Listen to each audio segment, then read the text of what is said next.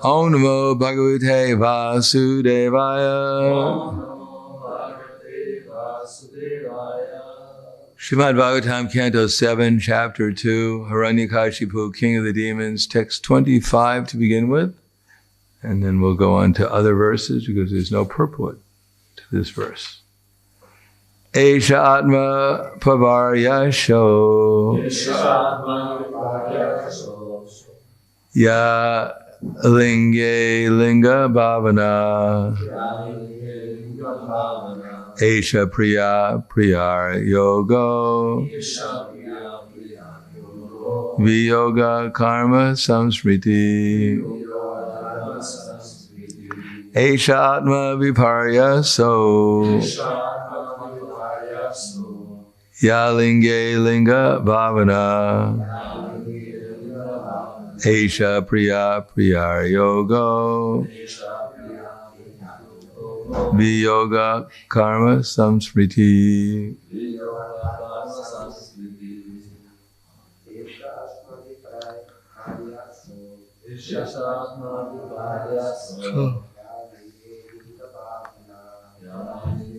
Linga Bhavana Esha Priya Priyar Yogo Viyoga Karma Samsmriti. Jenske. Atma Viparyaso Ya Yingle Linga Bhavana Esha Priya Priya Yogo Viyoga Karma Samsmriti. Let's see. I'll just read the translation because we'll read a number of verses. In his bewildered state, the living entity, accepting the body and mind to be the self, considers some people to be his kinsmen and others to be outsiders.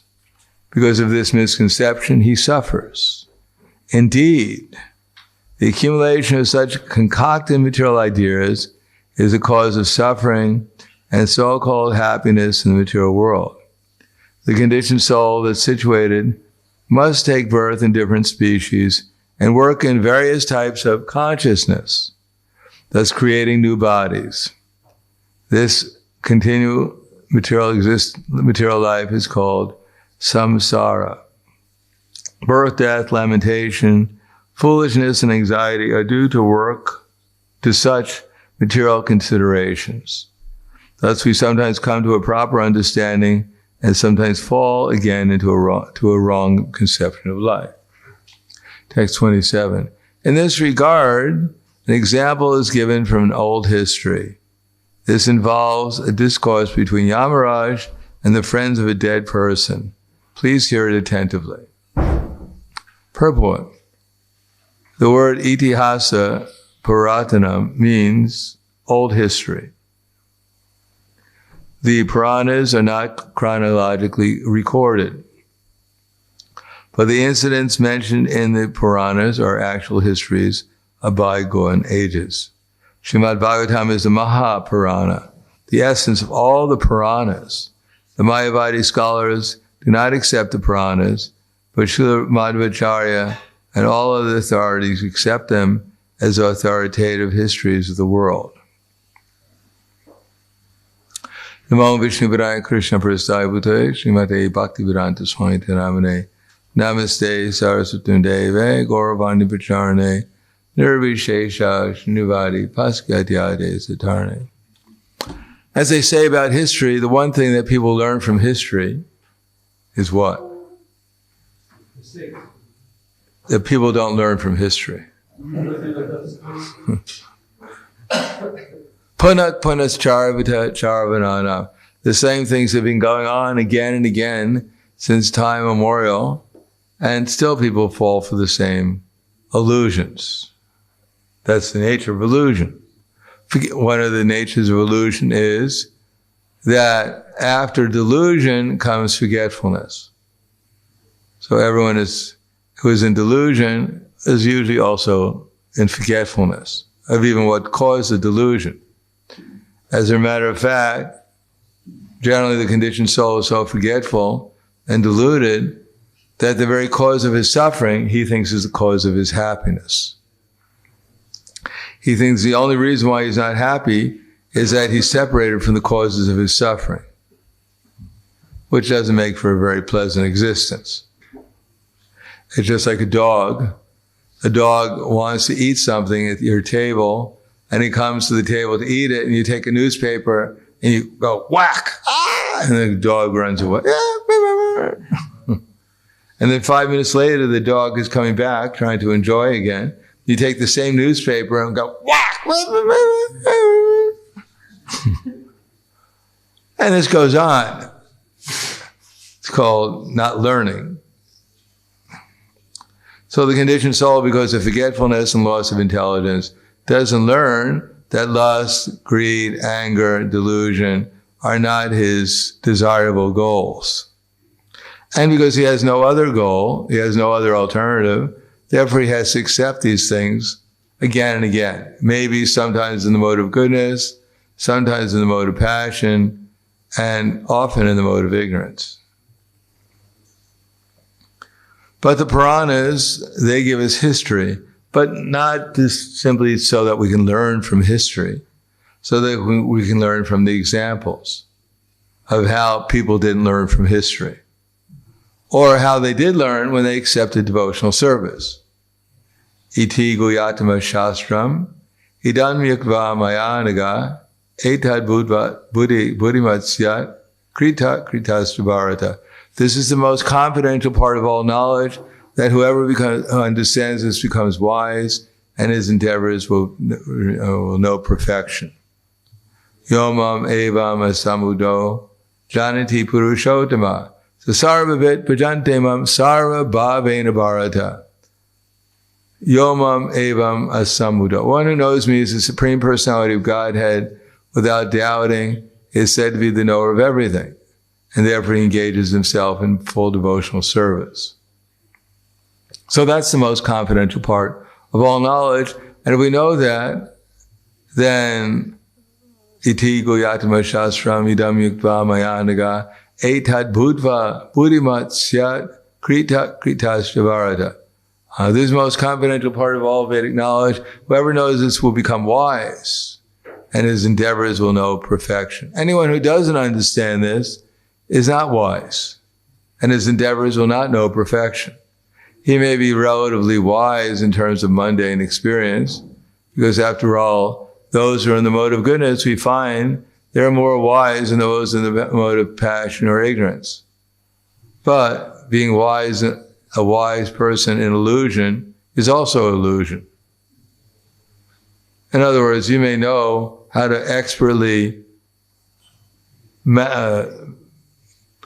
arrange your illusion, or as I say, it's how to manage or oneself an illusion. What do you call that when you drive through something? How to navigate. How do you navigate through illusion? But still, you're an illusion. You may be you may be in a first-class prison cell, and others may think, well, he's somehow or another, he became qualified to be in a first-class prison cell. He must be quite wise. But after all, it's still a prison cell.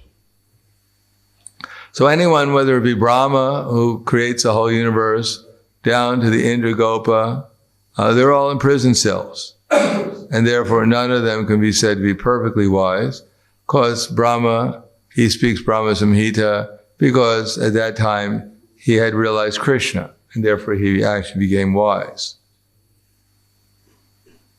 And everyone has that opportunity, it says, to become wise if we learn from the Vedic knowledge.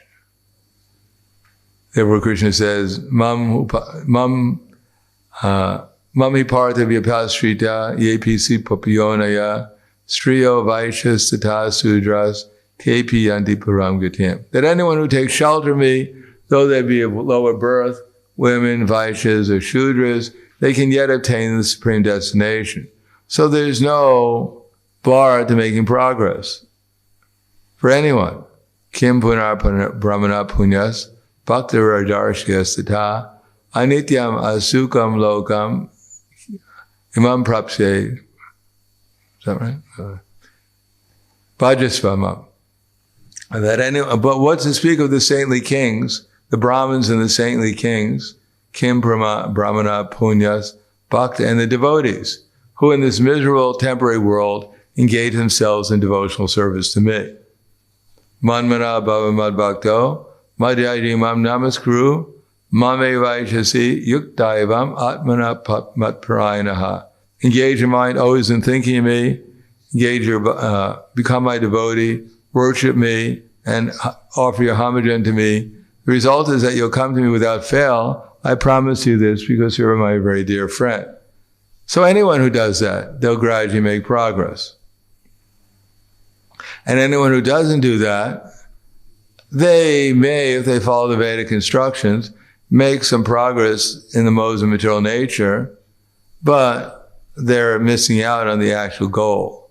They don't actually know that the goal is Nate Vidu Swartakatim Hi Vishnu. So that's what the Vedas are trying to tell us. The goal is Vishnu, is to obtain Krishna, the Rashaya Ye Bahya Artimanina, and to put aside all the other less significant things. So when Krishna gives the essence of the Vedas, Sarva Dharma Parityajya Mame Kama Sharanam Vraja Aham Tvam Sarapapebhyo Mokshisyami Masuchaha. Krishna gives the essence of the Vedas at the end of the Bhagavad Gita. Give up all these other processes and just surrender to me.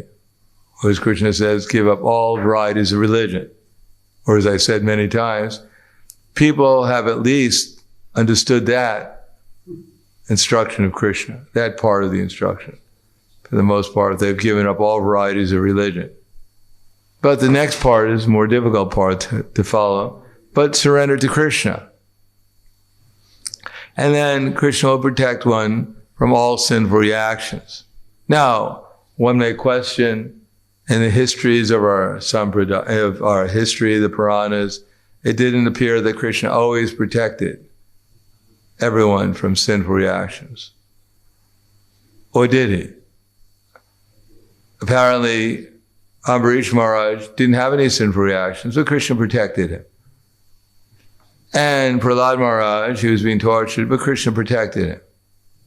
But Jatayu, he fought against Ravana and he died. So maybe he wasn't really sincere.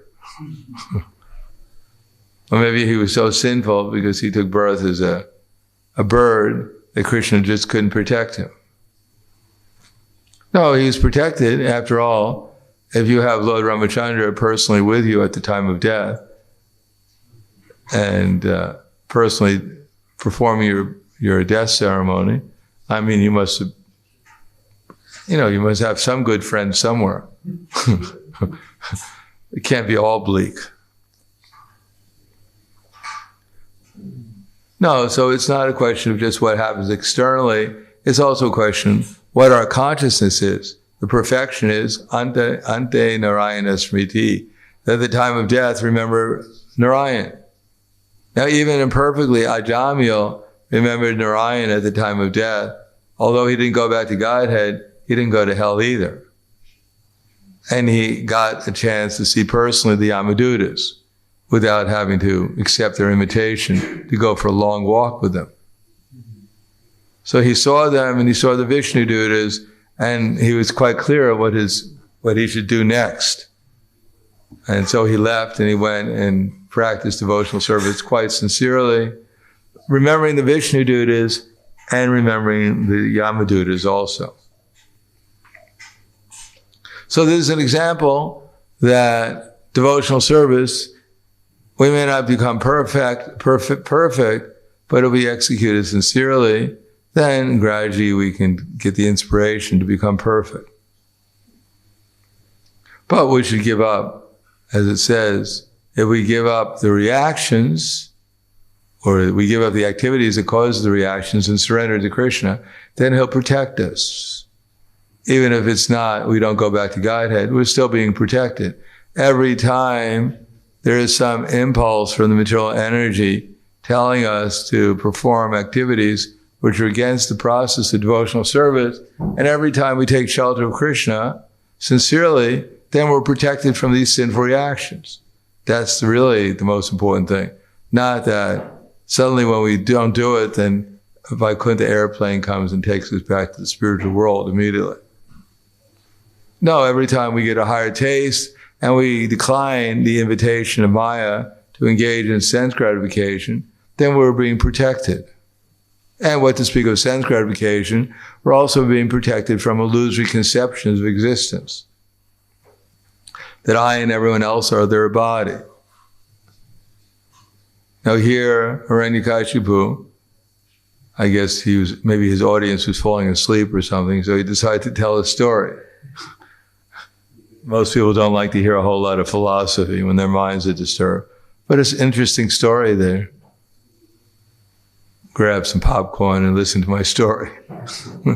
So they all sat around listening to the story, which more or less illustrated the points he was going to say. So therefore we can understand that when people can't understand the point that's trying to be conveyed philosophically, then there are stories that are given to illustrate them. And here on the 7th canto, we can see that people are still falling asleep listening to the Srimad Bhagavatam. Therefore, there's still many more stories to be told so that we can stay awake and appreciate ultimately what the message was. Hiranyakashipu already gave the message, but obviously he was looking at the audience and figured they didn't accept it. They were still crying, "Oh, you so much philosophy, help us." So now he's going to tell a story. Oh, a story, all right. To illustrate the philosophy that in this material world, everyone is becoming attached to so many different relationships. And in the end, one simply has to leave them and go to another situation to again become overwhelmed by lamentation and so-called happiness, etc., etc. With foolishness, anxiety, all due to the fact that we're identifying ourselves and others with their gross and subtle bodies, hankering to exploit them, to get some gratification of our senses from them, and lamenting that actually they don't want to gratify our senses, they want to gratify their senses. So we're looking for love and happiness and finding that no one has any love here really in the material world. Everyone is simply attracted to exploitation. And only when we become conscious of Krishna can we actually understand what real love is. Not only love for Krishna, but love for everyone. Only when we try to practice sadhana bhakti and distribute Krishna consciousness to others can we get some idea that what pure consciousness is and what we're actually supposed to be striving for. Of course, Hiranyakashipu's just trying to get them out of the bodily concept of life so that maybe they can do some service. Because after all, if everyone's crying all the time, you can't get much done. So he's trying to get them out of this material consciousness, but not into Krishna consciousness. Because he doesn't know very much about Krishna consciousness himself. But he's quite an effective storyteller, and we'll find out more about his story later. Any questions? Yes?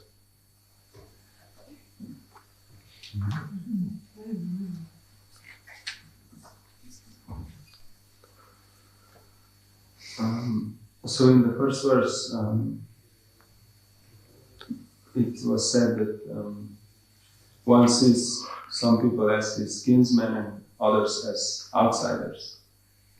And therefore that's the reason why he suffers. So in devotional service we also see that a devotee should, at least Mayava devotee, he should see how some are devotees and some are outsiders also. Yes. Kinsmen and outsiders. So that means he still suffers also. Well, this is Madhyamadikari, he's seeing things from the spiritual point of view. And he's not seeing that someone is not Krishna's servant.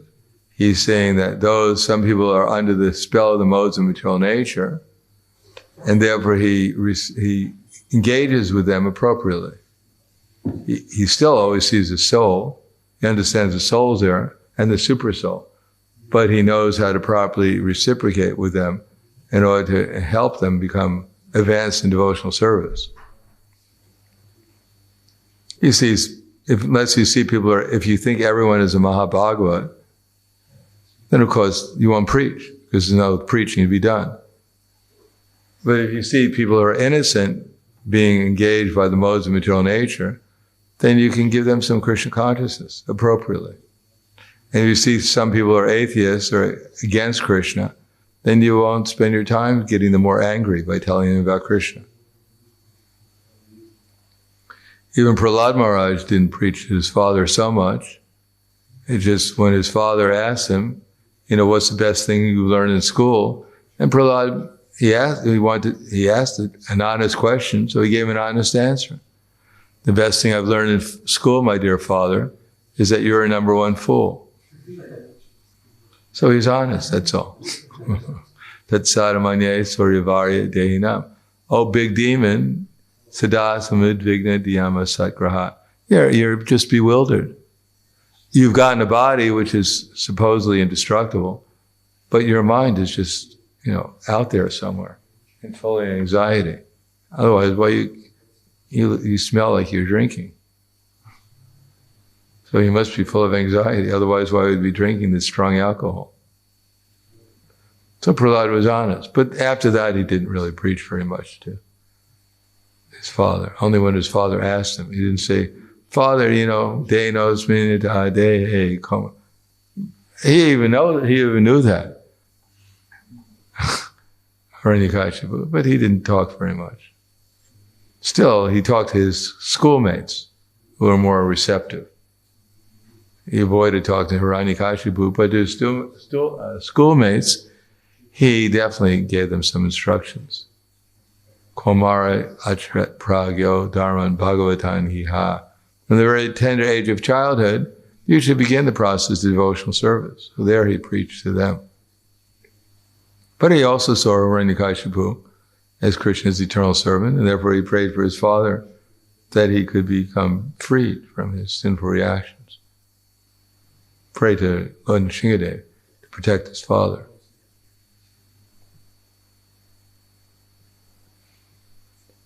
Anything else?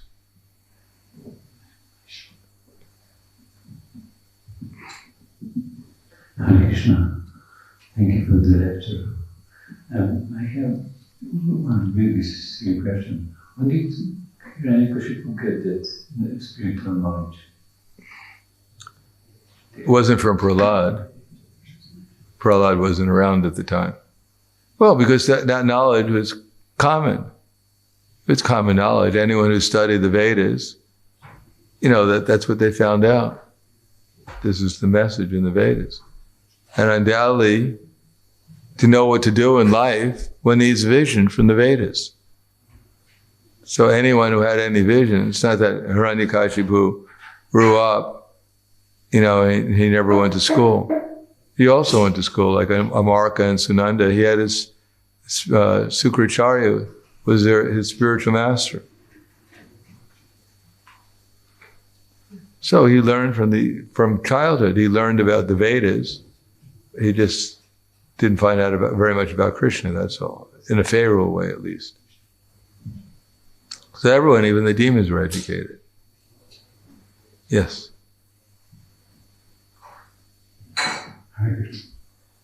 You mentioned that Hiranyakashipu was in anxiety.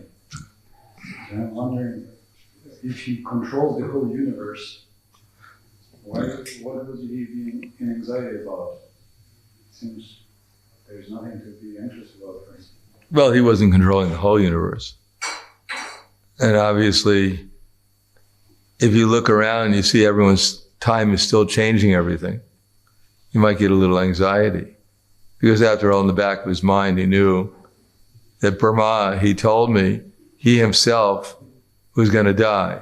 And therefore, he couldn't give me this benediction. So although I asked for 100 benedictions that made it pretty sure that I wasn't going to die, still there was something wrong. Something that I left out, I'm sure. So he was in anxiety because he knew he was probably going to die in spite of all his attempts. Which puts you into more anxiety. 120 years standing on the tip of your toes, with your arms outraged, not eating anything, not sleeping, and then at the end you die anyhow. It's pretty frustrating.